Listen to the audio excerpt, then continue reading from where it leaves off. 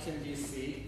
I've just come from 5 days in Paris, where I'm extremely pleased to report that the Forest Carbon Partnership Facility has, after 2 years of deliberation, agreed to a methodological framework, a set of rules for moving $390 million from 8 donor countries to 5 forested recipient countries, payment for performance for forest conservation, RED. And so this is very exciting. I think it might be the most exciting thing that's happened in forest conservation in 2013.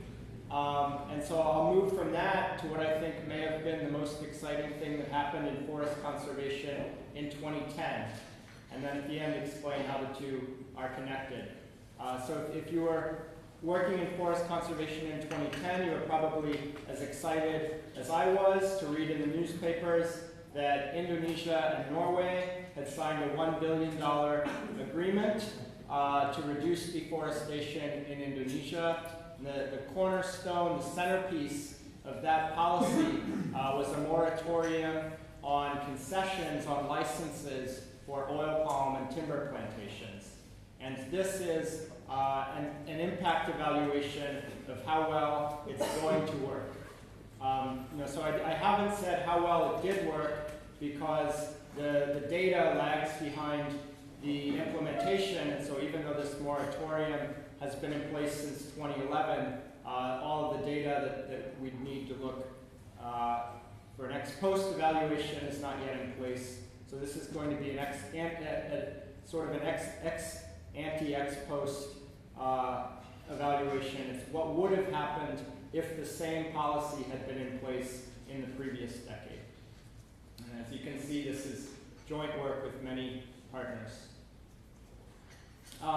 Indonesia's forests, as many of you know, are some of the largest and most biodiverse in the world, the 3rd largest tropical forest after Brazil and Congo, and by many metrics, the most important forests for biodiversity. Over the decade of the 2000s, nearly 10% of this forest was destroyed, converted to other land uses, mostly agriculture, much of that oil palm or fast-growing timber plantations. And much of this deforestation is legal. It's sanctioned by a very complicated concession system in which different scales of government, from the national to the local, are involved in granting leases to private companies to convert forest to these other types of plantations. How well can you see these graphs at the top? I'm not sure. The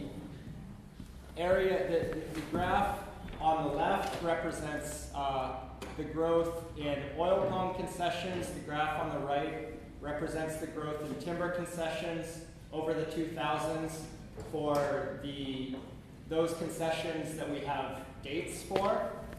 So as you see, we have many more dates. The blue lines are the concessions we have dates for. Many more timber concessions have dates than oil palm, but both of them just about doubled. The area that was granted for these licenses for these two crops doubled in Indonesia over the 2000s. Of course, agricultural concessions are not limited to Indonesia. The Rights and Resources Initiative reckons that concessions are used in at least 12 countries, covering at least 150 million hectares worldwide. So that's 3 Spains, an area 3 times the size of Spain. And so curtailing the expansion of these concessions has obvious potential as a forest conservation measure, and one that hasn't been studied in the depth that we've seen for protected areas and other types of conservation measures. These have only, as far as I've seen, been included very obliquely as a control variable in studies of other topics. And as an aside, I know this because my research assistant, Khalifi Ferretti-Gallen, and I are compiling a database of every econometric study of deforestation that's ever been performed, doubtless including many of yours. We have more than 120 at this point, and we're producing a meta-analysis of these that we hope will be coming out in 2014. So back to concessions and back to Indonesia, a short timeline of what happened. In 2009, in the run-up and the excitement and the hustle and bustle preceding the Copenhagen climate agreement, Indonesia's president committed to reduce national emissions, greenhouse gas emissions, by 26 to 41% by 2020, below business as usual rates. In 2010, the moratorium was signed as part of a $1 billion letter of intent with Indonesia. In May 2011, a little more than a year later, the moratorium came into force. And just a few months ago, in May 2013, the moratorium was extended for an additional 2 years. This moratorium says that there can be no granting of new concessions for oil palm and timber on primary forests and on peatland. So it's restricted in scope, and you'll see how important that is in this talk. It's been critiqued already, this moratorium, for leaving a grace period, a gap of the year between when it was signed and when it came into force. So if you wanted a license, you had a year to go and get one before you couldn't anymore. There are various exemptions for being able to still get a license anyway. The scope includes primary forests, but not secondary forests. It includes new concessions, but leaves out existing concessions. And the area that's been covered has been revised downward twice. And this has been commented on by other authors, as well as the fact that really the moratorium is not only about reducing emissions, it's also about improving forest governance, and there have been some remarkable gains on that front. But one question that's been left unanswered up until now is, what effect do we think this moratorium actually has on greenhouse gas emissions, the central rationale for creating the policy in the first place? So I'm going to ask and address 3 questions here. First, how much does a concession for an oil palm or timber plantation increase deforestation relative to the counterfactual scenario where there was no concession at that site? So this is the type of econometric evaluation that we've been doing a lot of here at this conference and as a community over the last few years. Second, we're going to try to scale up those site-level estimated impacts to a national level counterfactual of how much, if the moratorium had been in place over the previous decade, how much lower would emissions have been?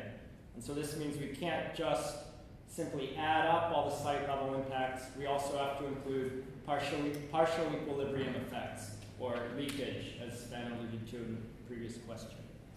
And finally, because moratorium is not the only policy for reducing emissions, we're going to compare the effect of the moratorium, estimated effect, with the estimated effect of an alternative policy of putting in place a carbon price. So, first question, impact evaluation of agricultural concessions. This is our data. We have data from 2000 to 2010 on how much forest was lost. This is annual data. So it's not only a long snapshot of how much forest was lost over a decade, it actually has a yearly time step of when the deforestation occurred. So this is data that exists right now only for Indonesia and a few other places, but will soon, thanks to Matt Hansen and his team from Maryland, be available globally. We also have a database of where all of the concessions and all of the protected areas are in Indonesia and when they were put in. So we have dates for many of these, and importantly, the dates of concessions, as you saw from the earlier graph, are concurrent with the data we have. Many of them went in between 2000 and 2010. And finally, we have data on forest carbon stocks from the Woods Hole Research Center that we use to transform data on forest cover loss and data and emissions. The pixels here are 3 kilometer by 3 kilometer square, and it's continuous data, so we know how much forest was there as a percentage, not just is it forest or not. So this is the sort of results table that I would never show when talking to people from ministries in Indonesia, but I wanted to show you this community that what I'm going to present is backed up by numbers. These are, we have on the left, so the dependent variable is always fraction deforested in those cells. And you can see the sorts of control and variables that are going in here. Our two main explanatory variables are the presence of an oil palm concession and the presence of a timber concession. We're also controlling for the location of logging concessions, national parks, other protected areas, characteristics, geographical characteristics including slope, elevation, distance from road, distance from capital, and potential agricultural revenue, all things known to be often associated with higher deforestation, and then yearly controls. And so there's 4 different econometric models here. There's a cross-section, which is what you'd usually have if you were working in most places and limited by typical data availability. That's on the left.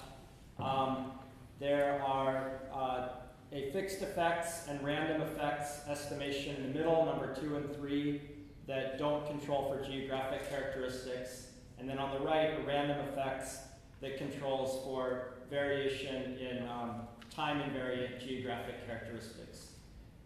Model 4 is our preferred specification because ultimately, in order for this to be able to compare to the effects of carbon prices, we needed to create a model that lets us see the effect of both concessions and prices as seen through these potential agricultural prices. And so we had to use random effects relative to fixed effects.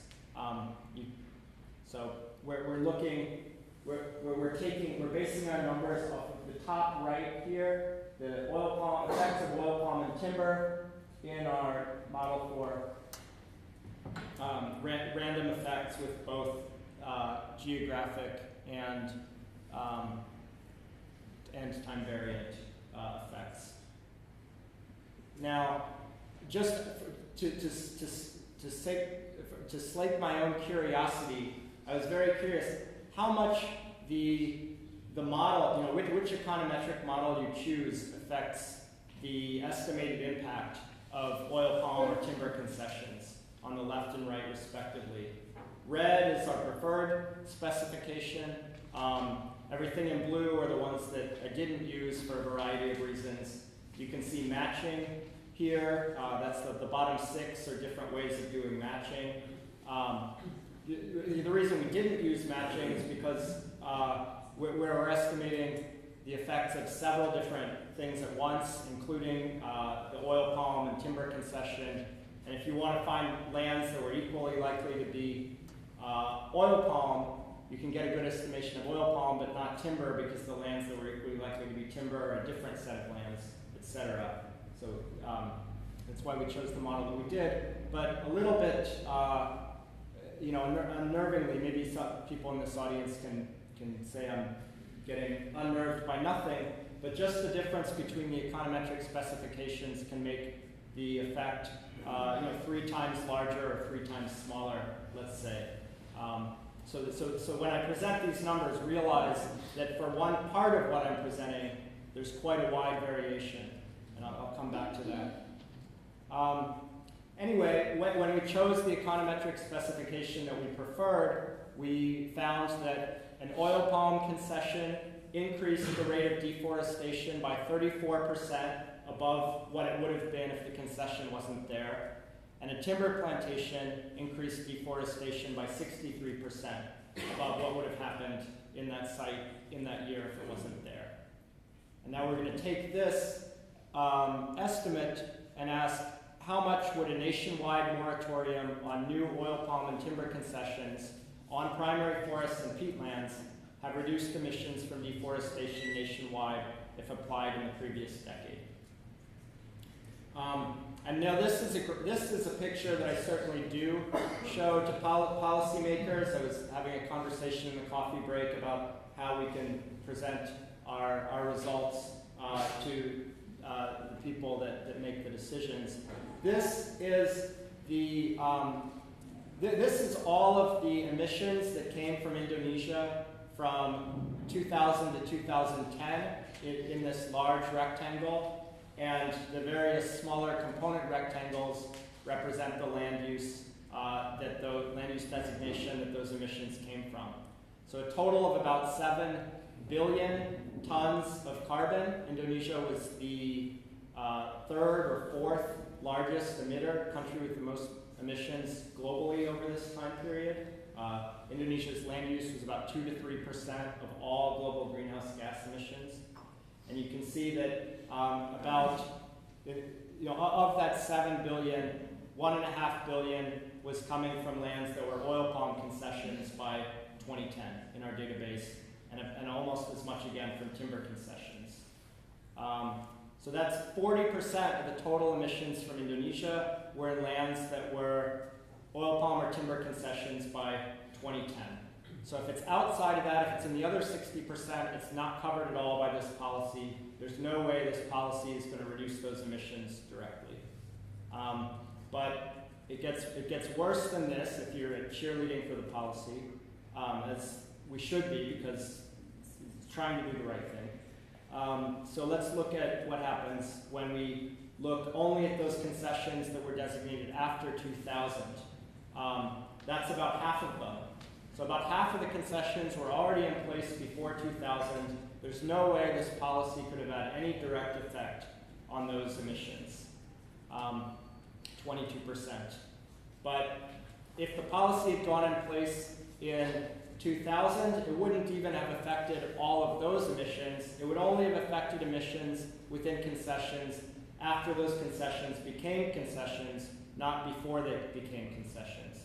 So our 22% drops down to 14%. So if the policy came in place in 2000, the concession went in 2007, all of the emissions between 2000 and 2006 have to come out of what we're looking at. Those wouldn't have been affected. So we're down to 14%. But remember I said we're not looking at all of the oil palm and timber concessions in the country. We're only looking at those on primary forests and on peatlands. And there was a lot of heated discussion by the forest activism community that there were important lands being left out of the scope of the concession, secondary forests. So if we were to, so we take those secondary forests out, and that drops us, well, only to 13% actually. So maybe this wasn't the right place to be focusing the opposition. All right. So now we finally get to where we can run, where the results of all of our econometrics matter. The other 87% are not affected by this policy at all. It's only the 13%. And so now we're going to see how much this chunk of emissions would have been reduced as a result of the policy if those concessions that had gone in those places in those years had not gone in those places in those years. And so that takes us down to 4.3%. So emissions of that in that 13 would have been roughly a quarter lower than they would have been.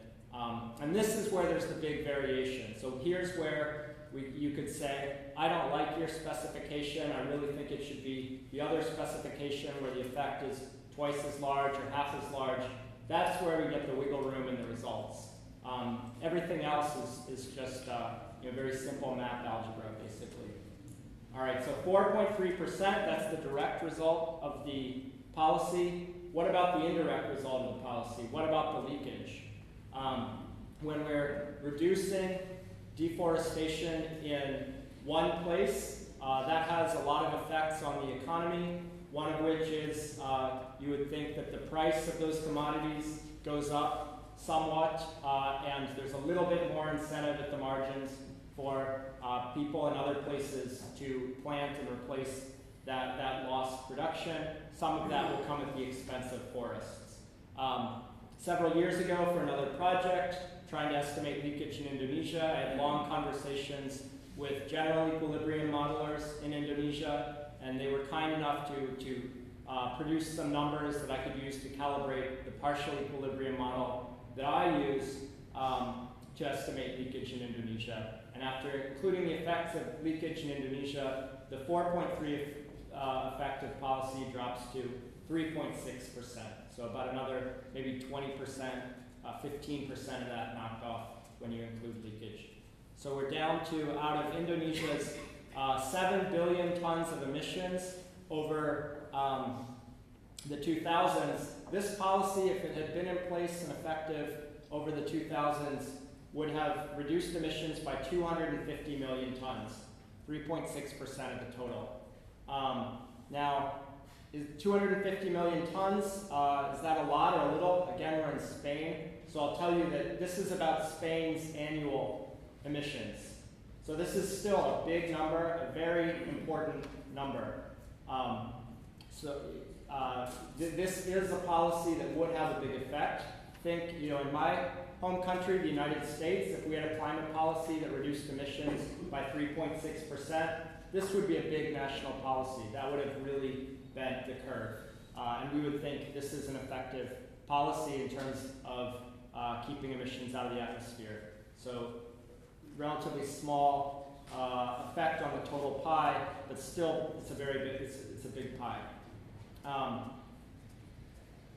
All right, well, so there's a few caveats for things that we didn't have data for. Forest degradation, didn't include reforestation. Didn't include things like the strategic effects of the grace period prior to the moratorium. But I think moving on to the next question, how would this have compared to a carbon price? What's the time? How much time do I have? 5? Oh, does that include the questions? No. Okay.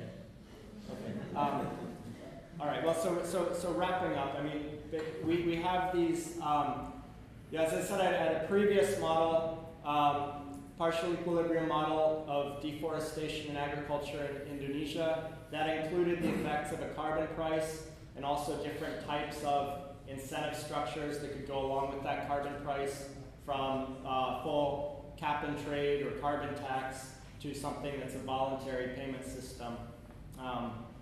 And based on that, a carbon price could have achieved the same amount of emission reductions at $1.55 per ton in a mandatory system like a carbon tax or a cap and trade system, or $5 per ton in a voluntary system. So that sounds pretty cheap, even with this sort of moribund EU ETS prices right now. They're in this range. So why wouldn't you just put in place a cap and trade system?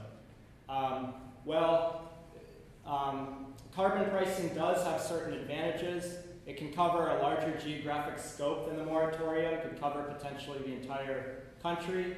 Introduces marginal incentives. It's not just this binary can use it, can't use it policy, which then allows for non-binary land use decisions. It can produce fewer losers and more winners. People can actually gain from the policy. But, and here's an enormous caveat, carbon pricing requires clear property rights and new institutions that are tremendously challenging to put in place, even in the easy contexts, let alone rural Indonesia. So the moratorium is fast and of limited effectiveness. The carbon pricing can be very effective depending on the price, but it's certainly not fast. It can take years to come into place. The pilot carbon pricing program was indeed part of the original Indonesia-Norwegian letter of intent in central Kalimantan. It's years behind schedule, and to tie it back to the meeting I came from in Paris, even among 8 donor countries sitting in a boardroom in Paris, it still took them 2 years to decide on the rules for how this would work. So moratorium is a bridge policy, and it might be quite a long bridge to finally getting to carbon pricing.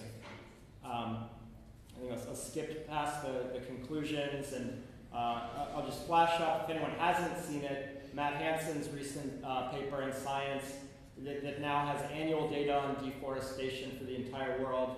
This will change our field, and we'll be having not just cross sections, but annual time steps as well to work with.